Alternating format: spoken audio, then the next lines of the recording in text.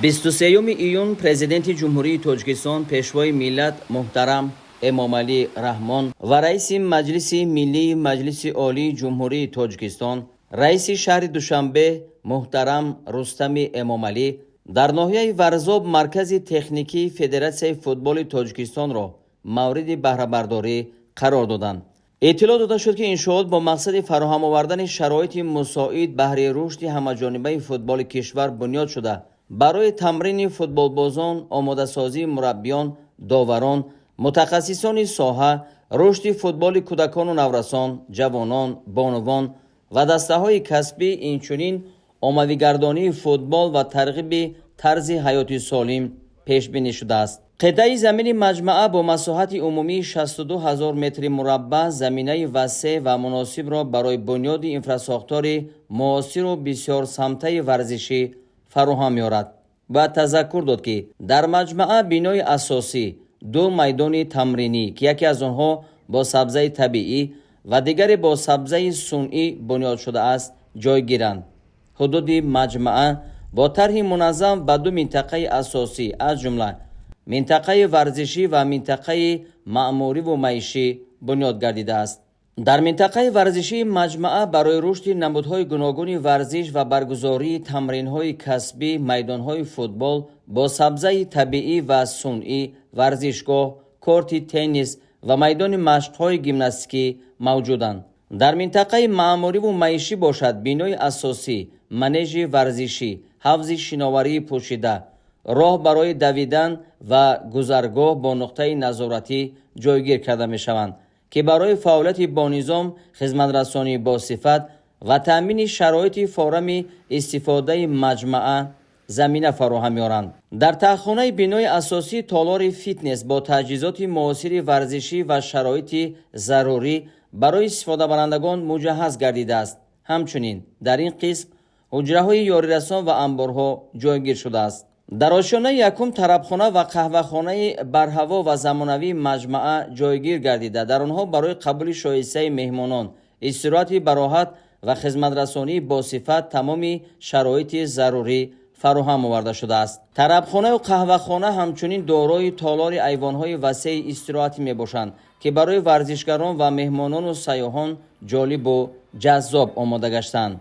اینچنین در این آشیانه خدمت‌رسانی مهمانخانه پیش بینی گردیده تالار برهوای قبول و به قیدگیری مهمانان، حجره‌های کاری کارمندان، شرایط ضروری سانیتری و بهداشتی فراهم آورده شده برای استفاده بری لیفت‌های زمانوی نصب گردیده است. در مرکز تکنیکی فدراسیون فوتبال تاجیکستان برای بود و باش و استراحت مهمانان حجره‌های زمانوی یک نفره، دو نفره و لوکس از جمله حجره‌های دارای ایوان‌های گشاد و برهوا بنیاد گردیده با تجهیزات ضروری مجهز شدند. علاوه بر این تالارهای معاصر کنفرانسی و مشورتی برای برگزاری ملاقات‌ها، چهاربینی‌های گوناگون و قبول مهمانان بنیاد گردیده است. مرکز تکنیکی فدراسیون فوتبال تاجیکستان با کمک و دستگیری تکنیکی و مالیوی فدراسیون بین‌المللی فوتبال فیفا، کنفدراسیون فوتبال آسیا AFK و شریکان داخلی بنیاد یافته در آن 50 جای کاری دائمی مهیا گردیده است. بنیاد چنین مجمعه با مقصد آماده‌گردانی ورزش به خصوص فوتبال در کشور راه اندازی گردیده هم‌آواز به اقدام‌های نجیب و سازنده راهبریت عالی سیاسی کشور میباشد. مورد ذکر خاص است که سال 1994 فدراسیون فوتبال تاجیکستان به صفت نماینده دولت مستقل تاجیکستان به عضویت فدراسیون بین‌المللی فوتبال فیفا و کنفدراسیون فوتبال آسیا AFK پذیرفته شد. سالهای 2012-2022 با دستگیری‌های پیوسته پرزیدنت فدراسیون فوتبال تاجیکستان محترم رستم امامعلی، فوتبال تاجیک به مرحله نوی رشد و پیشروی‌های نظررس از حساب تهیه و تطبیق استراتژی و برنامه‌های رشد ساحه وارد گردید. در این دوره ساختمان میدان‌ها و ورزشگاه‌های مطابق با معیارهای بین‌المللی، تأسیس لیگ‌های نو، آماده‌سازی متخصصان ساحه و رشد فوتبال زنانه وسعت یافت. با جلب کارشناسان فدراسیون بین‌المللی فوتبال فیفا و کنفدراسیون فوتبال آسیا AFK کورس‌های آموزشی برگزار گردیده باشگاه‌های فوتبال کشور در رده‌بندی تشکیلات‌های بالازیکر به نتیجه‌های نظررس نایل شدند. Hayrat günü. Bir de ne şampiyonatı Osya'da çıkaramadım. To kampiro hafta sonra. To Musafido. Düz olmuyor dolan. Cavanan naz var kadar gayret günü. Kas pas agar başakti vakti sahibi izzat ehtiram avurut olmak lazım. Top sahibi şaraf bir şey der camia. Ne ki Tacikistan verir mi? با مقصد عملی سازی اقدام‌های ورزشپرورانه پرزیدنت جمهوری تاجیکستان محترم امامعلی رحمان شبکه‌های تلویزیونی ورزش و فوتبال تأسیس داده شده. با تشبث محترم رستم امامعلی سامانه رسمی فدراسیون فوتبال تاجیکستان فعال گردانیده شد. این اقدام‌ها به تقویت همکاری با واسطه‌های اخبار عامه و باز هم وسیع‌تر انعکاس گردیدن دستاوردهای فوتبال تاجیک مساعدت نمودند. با توجه رهبریت فدراسیون فوتبال تاجیکستان نظام فوتبال کودکان و نورسان به مرحله نوی رشد وارد گردیده لیگ کودکان و نورسان مکتب‌ها و اکادمیاهای فوتبال تأسیس داده شد. در نتیجه عملی سازی نقشه‌های زمینه‌گذار یکی از دستاوردهای این ساحه راه یافتن منتخب جوانان تا 19 ساله در سالهای 2016 و 2018 به چهارک نهایی چمپیونات آسیا و صاحب مدال نقره گشتن منتخب نورسان تا 17 ساله در سال 2018 و از این حساب صاحب راهخط به جام جهان 2019 شدن امکان پذیر گردید. در برابر این تیم ملی تاجیکستان در جام شاه 2022 در تایلند بر تیم‌های ترینیداد و توباگو و مالایزیا پیروز گردیده صاحب جام اساسی گردید. مورد ذکر است که با پیشنهاد پرزیدنت اسوسیاسیون فوتبال آسیای مرکزی کافا پرزیدنت فدراسیون فوتبال تاجیکستان محترم رستم امامعلی طبق قطعنامه مجمع عمومی سازمان ملل متحد از 7 می سال 2024 25 می همچون روز جهانی فوتبال اعلان گردید. تشبث مذکور نفوذ تاجیکستان را همچون کشور پیشبرنده غایه‌های صلح، دوستی و همبستگی توسط فوتبال در عرصه بین المللی باز هم بلند برداشت.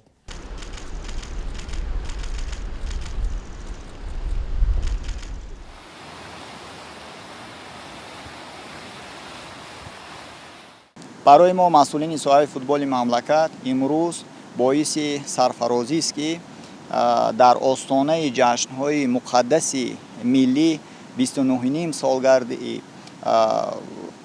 وحدت ملی و 35مین سالگرد استقلال دولتی از جانب اساسگزار صلح و وحدت ملی پیشوای معظم ملت پرزیدنت جمهوری تاجیکستان محترم امامعلی رحمان و رئیس مجلس ملی مجلس عالی جمهوری تاجیکستان رئیس شهر دوشنبه پرزیدنت فدراسیون فوتبال تاجیکستان محترم رستم امامعلی مرکز تکنیکی فدراسیون فوتبال تاجیکستان مورد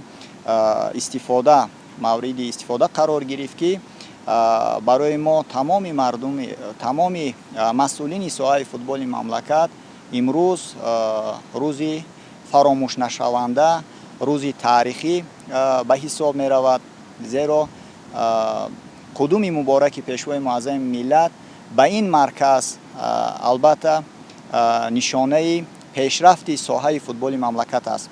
بنیاد مرکز مذکور برای کلوب‌های فوتبال کشور، کلوب‌های فوتبال کسبی، فوتبال کودکان و نورسان و خاصتا تیم‌های منتخب کشور یک قرارگاهی بزرگی مشق و تمرین‌ها برای آمادگی به مسابقه‌های سطحی بین المللی و داخلی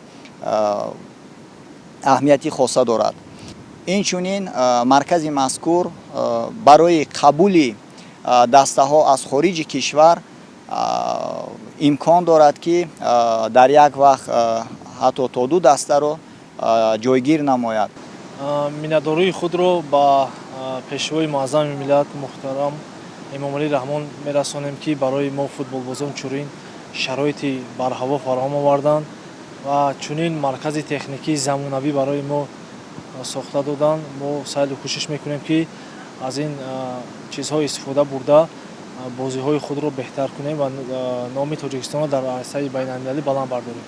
ифтитоҳи маркази техникии федератсияи футболи тоҷикистон воқеан ҳам як рӯйдоди таърихӣ барои рушди футболи кӯдакону наврасон мебошад ва ба мо масъулини соҳа имконият медиҳад ки дар ин маркази техникие ки имрӯз аз ҷониби асосгузори сулҳу ваҳдати миллӣ пешвои муаззами миллат эмомалӣ раҳмон яъне ифтитоҳ меёбад. дар ин маркази техникӣ мо метавонем мусобиқаҳои дохилӣ, мусобиқаҳои байналмилалӣ, фестивал ва инчунин курсҳои омӯзишӣ барои мураббиёнро баргузор кунем. дар ин маркази техникӣ тамоми шароитҳо барои баргузор кардани мусобиқаҳо, курсҳои омӯзишӣ ва инчунин барои баргузор кардани бозиҳо яъне фароҳам аст. умед аз он дорем ки маҳз аз ҳамин маркази техникӣ кӯдакону наврасони ба воя мерасанд ки дар оянда парчамбардори кишвар мегарданд.